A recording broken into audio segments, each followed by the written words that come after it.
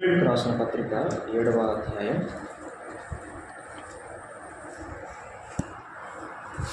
పౌలు హెబ్రీయులకు రాసిన పత్రిక 7వ అధ్యాయం 4వ వచనం. హెబ్రీ 7:4. ఇతడెంత మూడో చూడు.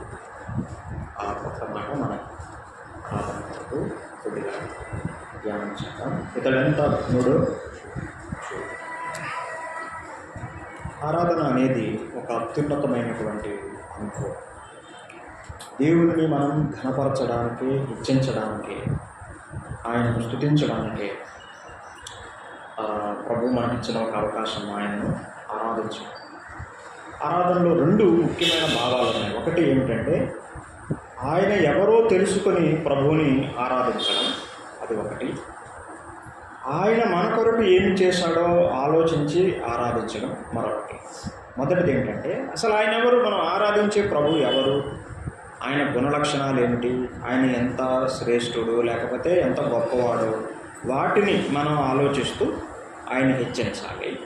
అది ఒక ఆలోచన. రెండవది ఏంటంటే ఆయన నా కొరకు ఏం చేశాడు, అసలు నేను ఎందుకు ఆయన ఆరాధించాలి, నా కొరకు ఆయన ఏం చేశాడు, ఆయన చేసిన కార్యాలు ఏమిటి, వాటిని ఆలోచిస్తూ ఆయన ఆరాధించాలి. ఆయన ఎవరు, అది ఒకటి. ఆయన నా కొరకు ఏం చేశాడో వాటిని జ్ఞాపకం చేసుకుంటూ ప్రభుని మనం ఆరాధించాలి.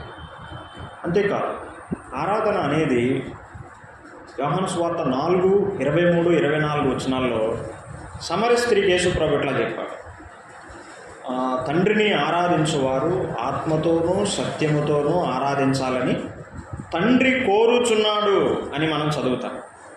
ఆరాధన అనేది మానవ ఆలోచన నుండి పుట్టింది కాదు, పోనీ మానవుడు కోరుకున్నది కూడా కాదు.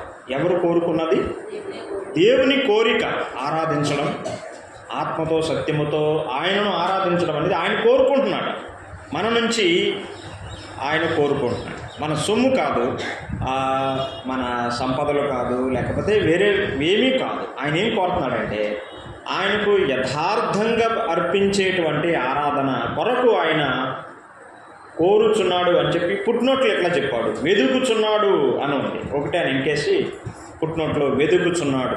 ఎవరు తనను ఆత్మతో సత్యముతో ఆరాధిస్తారు అని చెప్పి భూలోకమంతటా కూడా ఆయన వెదుకుచున్నాడు. ఆయనకి ఇష్టమైన రీతిలో, ఆయనకి ఆనందాన్ని కలిగించే రీతిలో ఎవరు ఆరాధిస్తున్నారు అని ఆయన అందరినీ గమనిస్తున్నాడు, లేకపోతే వెదుగుచున్నాడు ఆయన. కాబట్టి ఆరాధన తండ్రి కోరుచున్నాడు అనేది ఒకటి మనం గుర్తుపెట్టుకోవాలి. అంతేకాదు కొరింథీ మొదటి పత్రిక 11వ అధ్యాయం 24-25 వచనాల్లో ఈ మాట మనం చదువుతాం. దీనిని చేయుడి, నన్ను జ్ఞాపకము చేసుకొనుటకు దీనిని చేయుడి అని పౌలు వ్రాస్తున్నాడు. నిజానికి అది చెప్పినది యేసు ప్రభువే, దాన్ని కోట్ చేస్తూ దాన్ని మరలా వ్రాస్తూ పౌలు కొరింథీయులకు రాస్తున్నాడు. కాబట్టి దీనిని చేయుడు అనే మాట ఏం చెప్తుందంటే యేసు ప్రభు యొక్క ఆజ్ఞను మనకు చూపిస్తుంది. అది కోరిక కాదు, యేసు ప్రభు కోరేది కాదు, తండ్రి కోరుచున్నాడు. కానీ యేసు ప్రభు ఏం చేస్తున్నాడంటే కమాండ్ చేస్తున్నాడు, ఆజ్ఞాపిస్తున్నాడు. దీనిని చేయుడి అని చెప్తున్నాడు. మీరు చేయగలిగితే చేయండి అని కాదు, మీకు వీలు కుదిరితే అని కూడా కాదు. దీనిని చేయుడి. మనం ప్రతి ఆదివారమున, ప్రతి ప్రభు దినమున ఆయన సన్నిధికి వచ్చి ఆయనను జ్ఞాపకం చేసుకోవాలి, ఆయన ఆరాధించాలి, ఆయన హెచ్చించాలని ఆయన ఆజ్ఞాపిస్తున్నాడు. తండ్రి కోరుచున్నాడు, కుమారుడేమో ఆజ్ఞాపిస్తున్నాడు. అయితే మనం ప్రతి ఆదివారం ఏం చేస్తున్నామైతే తండ్రి కోరుతున్నట్లుగా మనం ఆయన ఆరాధిస్తున్నాం, అది ఒకటి. కుమారుని యొక్క ఆజ్ఞను శిరసావహించి మనము ఎవరి ఆజ్ఞను పాటిస్తున్నామంటే ప్రభుత్వం యొక్క ఆజ్ఞ కాదు, అది మనం పాటిస్తాము, అది వేరే సంగతి. కానీ ప్రభుత్వం కాదు, ప్రభువు యొక్క ఆజ్ఞను మనము పాటిస్తున్నాం, నెరవేరుస్తున్నాం, శిరసావహిస్తున్నామని మనం జ్ఞాపకం ఉంచుకోవాలి. మూడవది ఏంటంటే ఫిలిప్పీ పత్రిక 3:3 ఎట్లా ఉంటుంది, శరీరమును ఆస్పదము చేసుకొనక ఆత్మ వలన ఆరాధించుచు అని మనం చదువుతాం. ఆత్మ వలన ఆరాధించాలి. మనం ఎట్లా ఆరాధించాలి? శరీరాన్ని ఆస్పదం చేసుకోకూడదు. అంటే శరీరంలో రకరకాల కోరికలు, ఉద్రేకాలు, ఆలోచనలు మన మన శరీరంలోనే కలుగుతుంటాయి. వాటిని మనం ఆధారం చేసుకోకూడదు, ఆస్పదం చేసుకోకూడదు. ఎట్లా ఆరాధించాలి? దేవుని ఆత్మ మనందరినీ, ఒక్కొక్కరిని, రక్షించబడిన ప్రతి విశ్వాసిని ఆయన కదిలిస్తాడు, లేక ప్రేరేపిస్తాడు స్తుతి చెల్లించమని. ఒకవేళ మనందరం ఇక్కడున్న మనందరం స్తుతి చెల్లించామనుకోండి, అందరం ఒకే రీతిగా స్తుతి చెల్లించాం. ఒకరు చెల్లించేదానికి మరొక చెల్లించేదానికి అసలు పొంతన ఉండదు. అంటే ఒక్కొక్క విశ్వాసిని ఒక్కొక్క రీతిలో ఆయన ప్రేరేపిస్తాడు. ఒకరు కృపను గురించి స్తుతి చెల్లిస్తున్నారు అనుకోండి, మరొకరు ప్రేమను గురించి స్తుతి చెల్లిస్తారు, మరొక ఆయన రక్షణ గురించి స్తుతి చెల్లిస్తారు, మరొక ఆయన పునరుద్ధానాన్ని గురించి స్తుతి చెల్లిస్తారంటే అందరినీ ఆయన ప్రేరేపించి అందరి నుండి తండ్రికి అందవలసిన ఆరాధనను ఆయన సమకూర్చి ఆయనకు అర్పించే రీతిలో దేవుని పరిశుద్ధాత్మ మనందరినీ ఒక్కొక్కరిని ఆయన ప్రేరేపిస్తాడు. అంటే పరిశుద్ధాత్మ దేవుడు నడిపించేది ఆరాధన. 3 మాటలు కొంచెం జ్ఞాపకం ఉంచండి. తండ్రి కోరుచున్నాడు, మన ఆరాధన. కుమారుడు ఆజ్ఞాపిస్తున్నాడు, మన ఆరాధన. పరిశుద్ధాత్మ దేవుడు నడిపిస్తున్నాడు, మనం చేసే ఆరాధన. ఇప్పుడు హెబ్రీ పత్రిక 7వ అధ్యాయం 4వ వచనంలో పౌలు ఏం రాస్తున్నాడంటే, ఇతడెంత ఘనుడో చూడుడి అని చెప్తున్నాడు. ఎట్లా ఉందంటే ఆ మాట, పౌలు ఎట్లా ఉంటే అక్కడొక వ్యక్తి నిలబడి ఉంటే ఇట్లా చూపిస్తున్నాడు అందరినీ. ఎలా చూడండి ఒకసారి ఈ వైపు, ఇతడెంత ఘనుడో చూడుడి అంటే తన ప్రక్కన నిలబడిన వ్యక్తిని చూపిస్తున్నట్లుగా ఆయన వ్రాస్తున్నాడు. ఇతడు ఎంత ఘనుడో చూడుడి అని చెప్తున్నాడు. నిజానికి ఆయన ఎవరి గురించి రాశాడంటే, మెల్కీసెదెకు, షాలేము రాజుగా, నీతికి రాజుగా పిలువబడిన మెల్కీసెదెకును గురించి పౌలు రాస్తున్నాడు. ఆయన అబ్రహాము కంటే ఘనుడు, లేవి కంటే ఘనుడు అని ఆ 10 వచనాల్లో పౌలు రాస్తున్నాడు. అబ్రహాము కంటే ఘనుడు, లేవి కంటే ఘనుడైన మెల్కీసెదెకు గురించి రాస్తూ మెల్కీసెదెకును చూడండి అని పౌలు చూపిస్తున్నాడు. అయితే మనం ఈ ఉదయకాలం చేరవచ్చింది మెల్కీసెదెకును చూడడానికి కాదు, అబ్రహామును చూడడానికి కాదు, లేవిని చూడడానికి కూడా కాదు. ఎవరిని చూడడానికి వచ్చాం? మనల్ని ప్రేమించి, రక్తమిచ్చి, ప్రాణం పెట్టి, చనిపోయి, సమాధి చేయబడి, పునరుద్ధానుడే తిరిగి లేచి మనల్ని రక్షించిన మన ప్రియమైన ప్రభువుని చూడడానికి మనం చేరి వచ్చాం. ఇప్పుడు దేవుని ఆత్మ మనకి ఏం చూపిస్తున్నాడంటే, పరిశుద్ధాత్మ దేవుడు ఏం చేస్తాడంటే పరలోకపు ప్రభు వైపు మనల్ని చూపిస్తున్నాడు. చూడండి ఇతడు ఎంత ఘనుడో చూడండి. ఇతడు చాలా దీనుడుగా, సామాన్యుడిగా భూలోకానికి వచ్చాడు. ఆ మాటలు ఒకసారి చదువుకుని ఇక్కడ వద్దాం రండి. ఫిలిప్పీ పత్రికలో పౌలే ఈ మాటలు రాశాడు.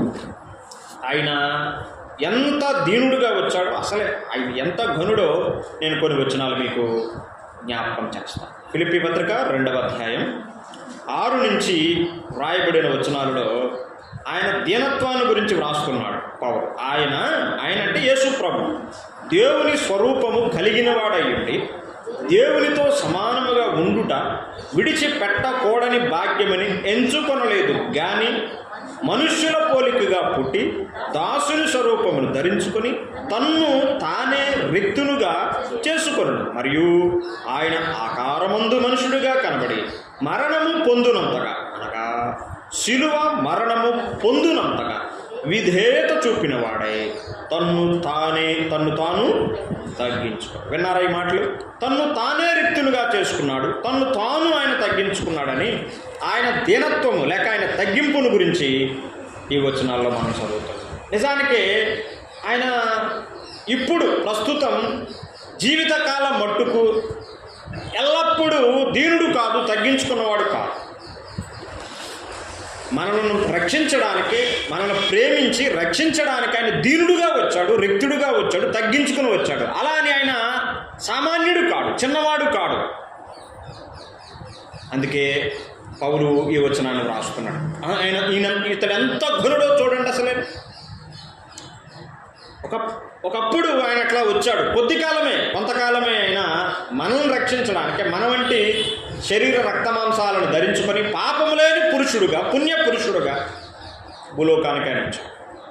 అది ఆయన దీనత్వం, ఆయన తగ్గింపు, ఆయన మంచితనం, ఆయన దయాళుత్వం, మానవుల పట్ల ఆయనకున్న ప్రేమ. అది యేసుప్రభు మనం ప్రేమిస్తున్నాడు అంటే ఆయన పరలోకములో ఉండి మనల్ని ప్రేమించలేదు.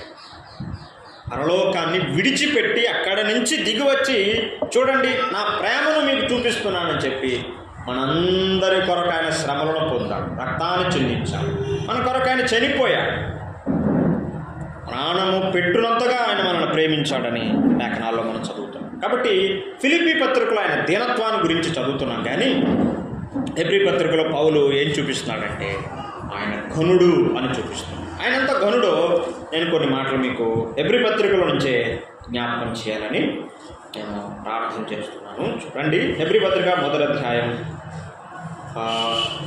2వ వచనం చదువుతున్నాను. చూడండి, హెబ్రీ పత్రిక 1వ అధ్యాయం 2వ వచనం. ఈ దినముల అంత 1వ అధ్యాయం 2వ వచనం. ఈ దినముల అంతమందు కుమారుని ద్వారా మనతో మాట్లాడను, ఆయన ఆ కుమారుని సమస్తమునకును వారసునిగా నియమించెను. ఈ మాట ఆలోచించండి. ఆయన ద్వారా ప్రపంచములను నిర్మించాడు. యేసు ప్రభు ప్రపంచాలని, యుగములను నిర్మించినవాడు అని చెప్తున్నాడు. అంటే ఆయన ఎంత ఘనుడో తెలుసా? ఆయన సృష్టికర్త అని చెప్తాడు. యేసు ప్రభు ఎవరు? ఆయన మన సృష్టికర్త. వీటన్నిటినీ, మన కంటికి కనిపించే విశ్వాన్ని, మన కంటికి కనిపించినవి కూడా ఎన్నో ఉన్నాయి, వీటన్నిటినీ నిర్మించినవాడు, సృజించినవాడు ఎవరు అంటే యేసు ప్రభు. ఆయన మన సృష్టికర్త. ఆయన మన సృష్టికర్త. 2వ అధ్యాయం ఒక్కసారి అట్లా చూడండి. 2:10 ఒక మాట ఉన్నది. ఎవరినితో సమస్తము ఉన్నవో, ఎవరి వలన సమస్తమును కలుగుచున్నవో ఆయన అనేకులైన కుమారులను మహిమకు తెచ్చుచుండగా వారి రక్షణకర్తను శ్రమల ద్వారా సంపూర్ణిగా చేయుట ఆయనకు తగు. యేసు ప్రభు మన సృష్టికర్త. 2వ అధ్యాయం 10వ వచనంలో ఏం చెప్తున్నాడంటే ఆయన మన రక్షణకర్త అని చెప్తున్నాడు. ఆయన మన సృష్టికర్త మాత్రమే కాదు, యేసు ప్రభు మనకు రక్షణకర్త. అంటే మనకు రక్షణను అనుగ్రహించినవాడు, ప్రసాదించినవాడు ఎవరు అంటే యేసు. అంతేకాదు ఆయన మన ఆదరణకర్త, ఆయన మన విమోచనకర్త, ఆయన మన సహాయపు కర్త. ఇట్లా ఎన్నో మాటలు ఆయన గురించి మనం ఆలోచించవచ్చు. ఒకసారి 1వ అధ్యాయమే హెబ్రీ పత్రిక 3వ వచనం చూడండి. అక్కడ ఆయన ఎంత ఘనుడో దేవుని ఆత్మ అక్కడ వ్రాయించుతున్నాడు. ఆయన దేవుని మహిమ యొక్క తేజస్సును, ఆయన తత్వం యొక్క మూర్తిమంతమునయుండి తన మహత్తుగల మాట చేత సమస్తమును నిర్వహించుచు పాపముల విషయములో శుద్ధీకరణము తానే చేసి దేవదూతల కంటే ఎంత శ్రేష్టమైన నామము పొందెను, వారికంటే అంత శ్రేష్ఠుడై ఉన్నత లోకమందు మహామహుడకు దేవుని కుడిపార్శ్వమున కూర్చుండెను. అంత అత్యున్నతమైన స్థాయిలో మన ప్రభు హెచ్చించబడినట్లుగా, కూర్చున్నట్లుగా మనం ఈ వచనాలలో మనం చూస్తాం. ఇతడెంత ఘనుడో చూడుడి అని దేవుని పరిశుద్ధాత్మ మనలను హెచ్చించబడిన ప్రభువుని, కొనియాడబడుతున్న ప్రభువుని, ఉన్నతమైన సింహాసనమందు ఆసీనుడై ఉన్న ప్రభు వైపు మన దృష్టిని ఆయన మళ్ళిస్తున్నాడు. పశువుల పాక వైపు కాదు, దీనత్వం వైపు కాదు, ఆ అత్యున్నతమైన స్థాయికి ఆయన మనల్ని తీసుకెళ్తాడు. ఆయన ఎంత శ్రేష్ఠుడో, ఎంత ఘనుడో ఈ 3-4 వచనాలలో పౌలు రాస్తాడు. మనం ఆరాధించే ప్రభు శ్రేష్ఠుడు అని చెప్తున్నాడు. ఆయన ప్రవక్తల కంటే శ్రేష్ఠుడు, మోషే కంటే శ్రేష్ఠుడు, దేవదూతల కంటే శ్రేష్ఠుడు, యెహోషువ కంటే శ్రేష్ఠుడు, అహరోను కంటే శ్రేష్ఠుడు, పాత నిబంధన కంటే శ్రేష్ఠుడు, బలుల కంటే శ్రేష్ఠుడు, అర్పణల కంటే శ్రేష్ఠుడు, నియమాల కంటే శ్రేష్ఠుడు, ఆజ్ఞల కంటే శ్రేష్ఠుడు. అసలు ఆయన వర్ణించడానికే మన జీవితకాలం కూడా సరిపోదు. ఎంత అత్యున్నతుడు అసలు ఆయన. అటువంటి ప్రభు నన్ను ప్రేమించి ఆ పరలోకాన్ని విడిచిపెట్టి, ఆ సింహాసనాన్ని విడిచిపెట్టి ఈ దౌర్భాగ్యురాలైన మనలను రక్షించడానికి ఆయన మానవుడిగా రావడం, మన కొరకు రక్తాన్ని చిందించడం, ప్రాణాన్ని అర్పించడం, చనిపోవడం, సమాధి చేపట్టడం, మరణాన్ని జయించి పునరుద్ధాన బలముతో ఆయన తిరిగి లేవడం మన ఊహకు అందరినీ గొప్ప. ఆయనంత శ్రేష్ఠుడు. 2వ అధ్యాయం 9వ వచనం చూడండి. అక్కడ మరొక ఆలోచన చెప్తున్నాడు. 2:9 దేవుని కృప వలన ఆయన ప్రతి మనుషుని కొరకు మరణము అనుభవించాడు. అంటే యేసు ప్రభు ప్రతి మనుషుని కొరకు మరణం అనుభవించడం అనేది ఎటువంటిదో తెలుసా? అది దేవుని కృప. దేవుని కృప ఏంటంటే ఆయన ప్రతి మనుషుని కొరకు మరణాన్ని అనుభవించాడు. పక్షుల కొరకు కాదు, జంతువుల కొరకు కాదు, మనుష్యుల కొరకు. ప్రతి మనుష్యుని కొరకు ఆయన మరణాన్ని అనుభవించాడు, రుచి చూచాడు. అందులో ఏముంది అంటే దేవుని కృప. ఆయన కొరకు మరణించడం అనేది నిజంగా అది దేవుని కృప. నేను యోగ్యుడినా ఆయన నన్ను ప్రేమించడానికి, నా కొరకు మరణించడానికి?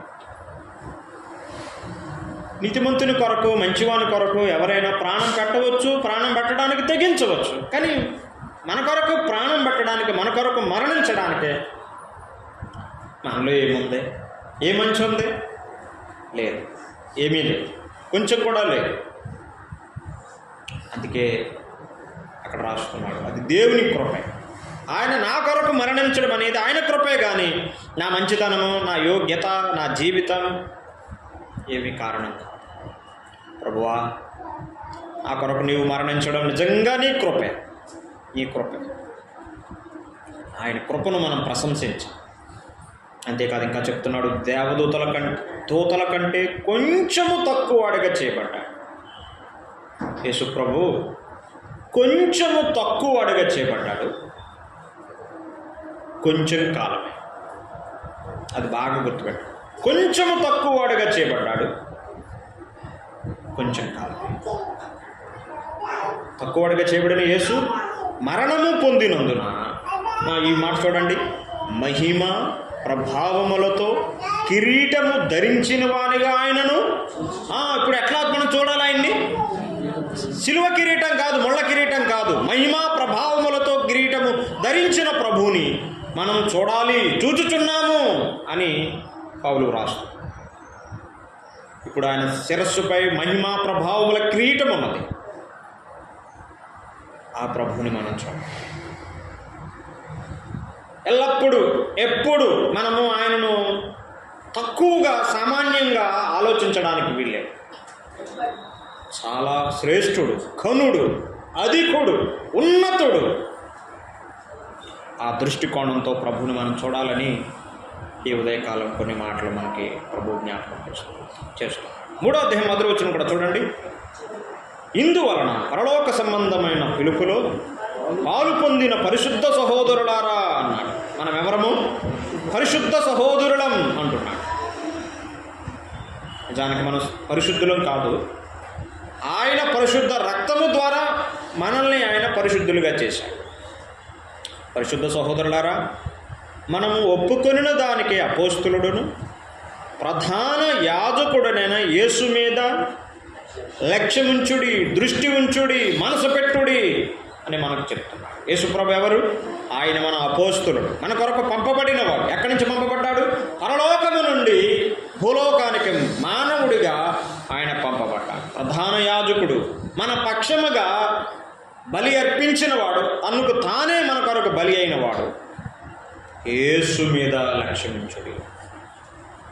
మనం లక్ష్య పెట్టాల్సింది, మనం గురి పెట్టాల్సి, చూడాల్సింది ఎవరంటే మన ప్రభు. మానవుల వైపు కాదు, మనుషుల వైపు కాదు, మనం చూడాల్సింది ప్రభు అని. ఆయన శ్రేష్ఠుడు, మన కొరకు ఆయన మహిమా ప్రభావములతో కిరీటము ధరించిన వానిగా ఉన్నాడు. ఇదిగో యేసు మీద లక్ష్యముంచుడి అని చూపిస్తాడు.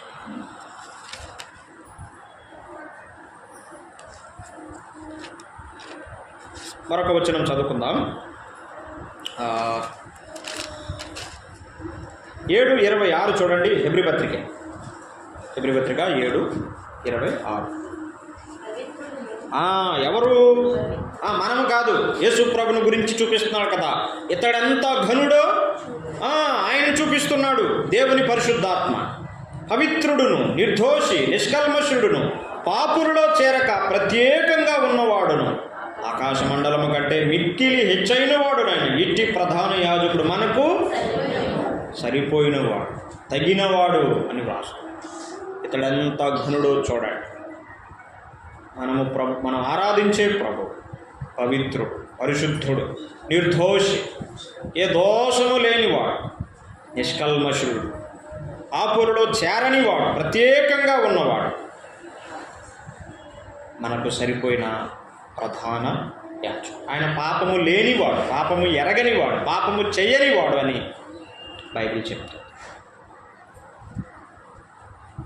ఆయన మన కొరకు పాపముగా చేయబడి మన పాపములన్నిటినీ భరించి శిలువలో చనిపోయి రక్తాన్ని చిందించి ఆయన తిరిగి లేచాడు. ఇప్పుడు మనము ప్రస్తుతం ఆయనను ఎట్లా చూడాలో ఒక్క ఆలోచన మాత్రమే ఈ ఉదయం మనం జ్ఞాపకం చేసుకుంటున్నాం. అదేంటంటే ఆయన ఎంత ఘనుడో మనం చూడాలి, ఘనపరచాలి. ఒక వచనం చదివి నేను ముగిస్తాను. 89వ కీర్తనకు రండి ఒకసారి. 89వ కీర్తన 89:6 చదువుతాం. 89వ కీర్తన 6వ వచనం. మింటను యెహోవా సాటి అయినవాడు ఎవడు? దైవపుత్రులలో యెహోవా వంటివాడు ఎవడు? 8వ వచనం. యెహోవా సైన్యములకు అధిపతి ఒక దేవా, యెహోవా నీ వంటి బలాఢ్యుడు ఎవడు? విన్నారా ఈ మాటలు? ఆయనకి సాటి అయిన వాడు ఎవడు? ఆయన వంటి వాడు ఎవడు? ఆయన వంటి బలాఢ్యుడు మన ప్రభు ఎంత బలాఢ్యుడో, ఎంత ఘనుడో, ఎంత శ్రేష్ఠుడో. ఆయనకి సాటి అయిన వాడు కానీ, ఆయనకు సమానమైన వాడు కానీ, ఆయనకు మించిన వాడు కానీ ఎవరూ లేరు. అంతటి ఘనుడును ఆరాధించడానికే ఈ ఉదయకాలం మనందరం ఆత్మ ద్వారా రేపబడి ప్రేరేపించబడి ఆయన సన్నిధికి వచ్చాం. మన హృదయాలలో మనం ప్రభువుని జ్ఞాపకం చేసుకుంటాం. ఆయన ఎంత ఘనుడో మన హృదయాలలో ధ్యానిస్తూ ఆయన చెప్పిన మాట మరలా మనం గుర్తు చేసుకుంటాం. నన్ను జ్ఞాపకము చేసుకోండి, దీనిని చేయండి. యేసు ప్రభుని గురించి ధ్యానించుతాం. ఆయనతోనే మన హృదయాలను నింపుకుందాం. తండ్రికి ఇష్టమైన ఆరాధన అర్పించుటలో దేవుని ఆత్మ మనకు ఆత్మ సహాయం చేస్తూ ఉండగా ఆయన ఎంత ఘనుడో, ఎంత శ్రేష్ఠుడో, ఎంత ఉన్నతుడో, ఎంత అత్యున్నతుడో ఆ విషయాలను మన హృదయం నిండా తలపోసుకుంటూ ప్రభువుకి ఇష్టమైన ఆరాధన అర్పించడానికి